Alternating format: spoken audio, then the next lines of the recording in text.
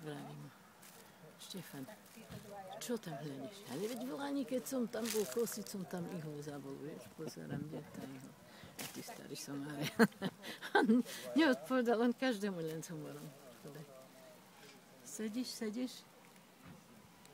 A nie, už teraz som stal, už stojím, vieš. On málo kedy vážne pomrával, s nami tiež málo. Ale aj rozprával vážne, ale taký humorista bol, zlatý bol. Naozaj bol zlatý chudák, nikdy sme... On nám neublížil. Hej, maminkin otec.